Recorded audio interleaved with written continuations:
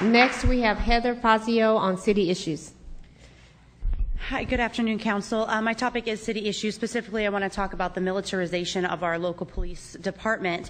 There was a time in this country when peace officers were honored and respected, but now as we move forward in this post-9/11 world, a world where the illusion of security is held at a higher value than the liberty of the free people of this country, we find ourselves fearful and resentful of law enforcement. And it's because the men and women in uniform have become just that, enforcers of the law, regardless of what they think is right.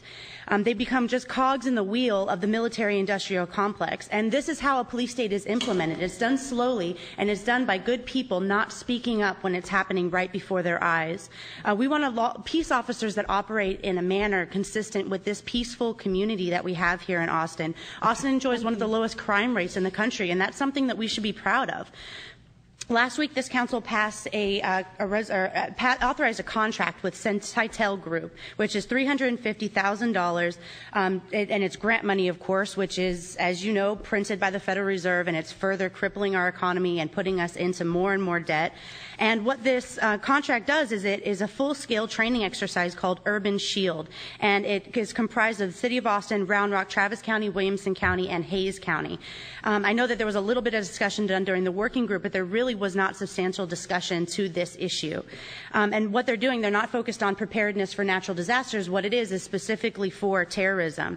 It will involve personnel, excuse me, including regional emergency managers, fire and emergency medical services, law enforcement, and related government and corporate partner personnel.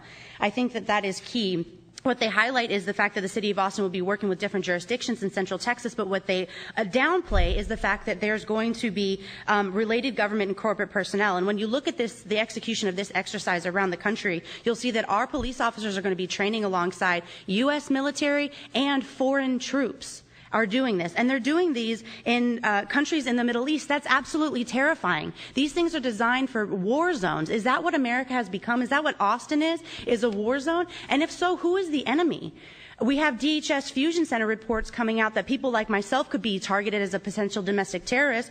I espouse pretty radical ideas about liberty and freedom sometimes. I repeatedly bring up the Constitution. I disapprove the direction of government, and I support the candidate for President Ron Paul, which they said is a potential threat to law enforcement. That's really scary to someone like me, and it's a scary direction that our country is going in this city in particular.